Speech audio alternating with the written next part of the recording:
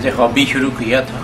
इस पत्थर इकट्ठे करने शुरू कर दिए, मूर्तियाँ बनानी शुरू कर दी, देवी देवताओं की नगरी मैंने क्रिएट करनी शुरू की थी। जितने पत्थर हैं उनमें लाइफ नज़र आती है, तो सब देवी देवते नज़र आते हैं उसमें। वेस्ट मटेरियल इधर उधर काफ़ी तादाद में ढेरों का ढेर पड़ा होता था, तो मेरे मन में आया कि चलो इसको थोड़ा देखो तो सही, इसको इस्तेमाल करें, तो अगर कुछ अच्छा लगे तो फिर कर लेंगे।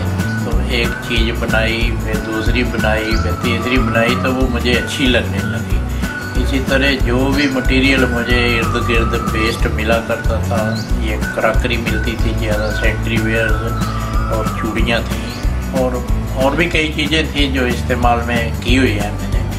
तो इनको मैंने इकट्ठा करना शुरू कर दिया और यहाँ बनाना शुरू कर दिया। कई साल मैं बनाता रहा।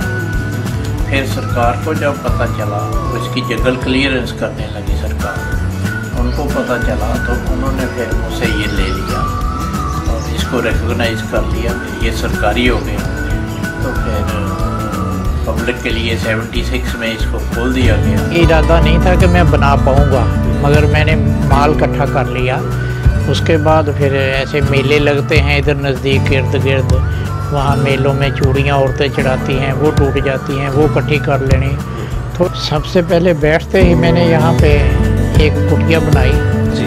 वहाँ लिखा हुआ है कि ये सबसे पहले कुटिया बनी जब मैं काम शुरू किया। वो इसलिए बनाई मैंने कि बारिश आती थी, चक्कर होते थे, मुझे बैठना पड़ता था, तो फिर मैंने शेल्टर बनाया। वो भी ड्रमों की चादरें काट के ऊपर लगा ली, तो नीचे उसके सरकंडा काट के वो भर दिया, तो घर बन गया। उसमें मैं रहा करता था, कई साल ऐसे ही चलता रहा। स्ट्रक्चर बनाना हो तो कैसे बनाऊंगा, फिर साइकिल पार्ट्स मुझे बड़े मिलते थे, वो पड़े होते थे ऐसे, कुछ पूछता नहीं था उन दिनों कुमारी। तो जैसा कि आपने देखा कितनी मेहनत और डेडिकेशन के साथ नेकचंद जी ने इस मास्टरपीस रॉक गार्डन को बनाया और संभाला।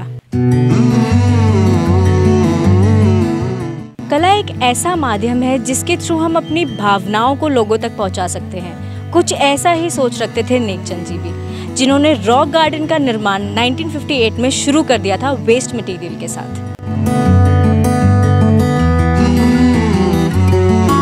चंडीगढ़ रॉक गार्डन इनोवेशन और कला का प्रतीक है। ये ऐसा यूनिक गार्डन है जहां आपको फूल और पौधे नहीं, अलग अलग प्रकार के आर्ट्स ऑब्जेक्ट देखने को मिलेंगे। यहाँ की हर एक कलाकृति नेकचंद जी के सोच और उनकी कला का प्रदर्शन है।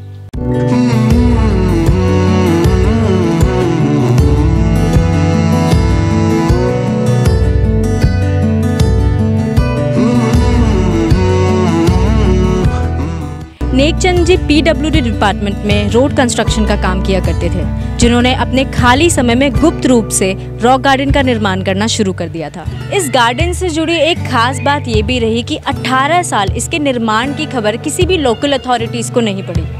लोकल अथॉरिटीज़ को जब इस गार्डन के बारे में खबर मिली तो इसको नेकचंद जी से लेकर एक सार्वजनिक स्थान के रूप में इनॉग्रेट किया गया। नेकचंद जी लोगों को भी काफ़ी ज़्यादा प्रोत्साहित किया करते थे कि वो भी वेस्ट मटेरियल से कुछ ना कुछ बनाए और उनका यूज़ करें। मैं बच्चे लोग इसको जो जितना वेस्ट का इस्तेमाल किया है, ये दुनिया को इतना अच्छा लगा है कि इस तरीके से इसका इस्तेमाल किया गया कि लोग इसे देख के खुश होते हैं कि देखो जी, वो वेस्ट जो हम फेंक देते हैं उससे मूर्तियाँ बना दी, ये लगा दी, दीवारों के साथ लगा दी, तो अच्छी लगती है। और ये चीज़ें सब लगाने से इसका ये फ़ायदा है कि इसकी मेंटेनेंस कोई नहीं है, हमें कोई रंग नहीं करना, सफ़ेदी नहीं करनी, कुछ नहीं करना, नेचुरल बन गया ये सारा। तो आप लोग भी वेस्ट का कोई पड़े मिले तो नहीं आपसे बने कुछ तो मुझे दे जाए करो, नहीं तो कुछ बनाना शुरू कर दो, तो अच्छी बात है। जिस तरीके से नेकचंद जी ने वेस्ट मटेरियल से, इंडस्ट्रियल वेस्ट से, होम वेस्ट से रॉक गार्डन का निर्माण किया था, यानी कचरे से निर्माण किया था, क्या आज वहाँ कचरा भरा जा रहा है? साथ ही हम ये भी जानेंगे कि मेंटेनेंस सही तरीके से हो रही है रॉक गार्डन की, क्या साफ़ सफाई पूरी तरीके से की जा रही है, जो पुरानी मूर्तियाँ पुरानी होती जा रही हैं, टूटती जा रही है, क्या उनका मेंटेनेंस सही तरीके से किया जा रहा है? तो आइए अब हम बात करते हैं निर्माता नेकचंद जी के बेटे अनुज जी से। बहुत बहुत स्वागत है आपका। नमस्कार, थैंक यू। नेकचंद जी ने जिस तरीके से रॉक गार्डन को बनाया था, जिस खूबसूरती से रॉक गार्डन को बनाया था, उनके समय में जिस तरीके से रखरखाव किया जाता था, क्या अभी भी उस तरीके से किया जा रहा है? जी, रखरखाव कर तो रहे हैं उसी तरीके से, मगर थोड़ी सी इसमें हमें मुश्किलें ये आ रही हैं क्योंकि जो रखरखाव करने के लिए नए लोग आए हैं बीच में, उनको नेकचंद जी की वो व्यूज़ नहीं पता उनको कि नेकचंद जी की सोच क्या थी, और उसकी वजह से थोड़ी हमें दिक्कत आती है। हमें मुझे बताना पड़ता है उन्हें कि आप इसको ऐसे करिए। एक को समझ आती है, मगर प्रॉब्लम ये है कि उसके बाद कुछ देर के बाद उसकी फिर से ट्रांसफ़र हो जाती है, कोई नया आ जाता है, उसको फिर से समझाना पड़ता है। कुछ लेबर जो पुराने लोग थे वो रिटायर हो गए हैं, कुछ नहीं रहे, सो जो रिटायर हो गए हैं। पर इसका अब हमने हल यही निकाला, हम कोशिश कर रहे हैं कि जो पुराने लोग रिटायर हुए हैं और वो काम करना चाहते हैं, हम उन्हें वापस कॉन्ट्रैक्ट बेसिस पे रख रहे हैं।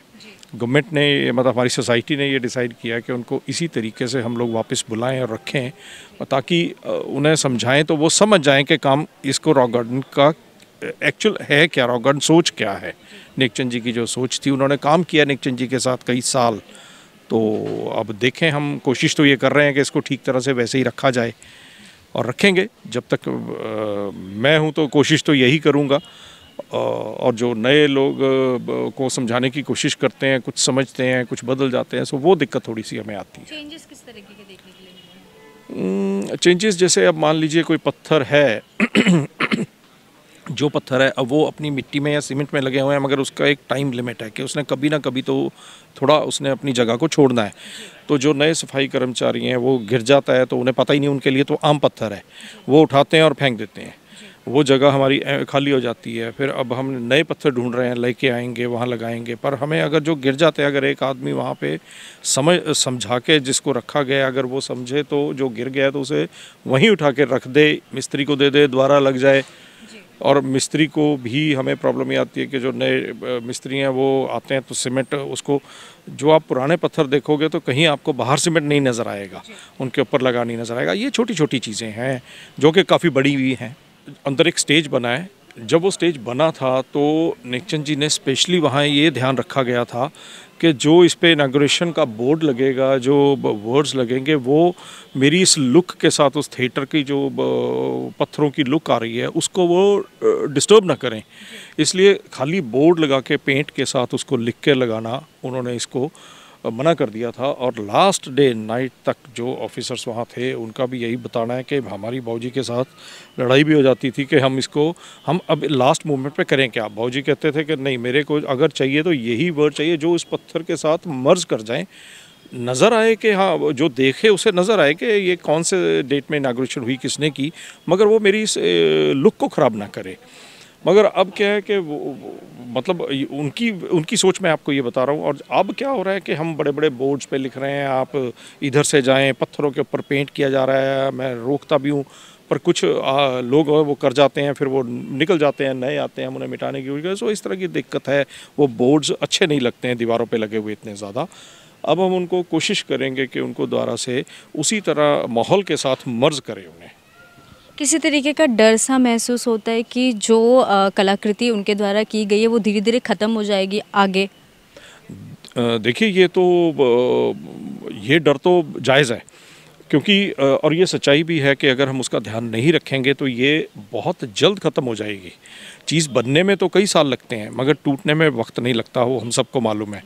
सो इसलिए ये डर तो है कि इसलिए हम कोशिश भी यही करेंगे कि इसको अभी ख़त्म नहीं होने देंगे। हम जितना बचा सकते हैं बचाएं, इसको उस हिसाब से रखें इसको।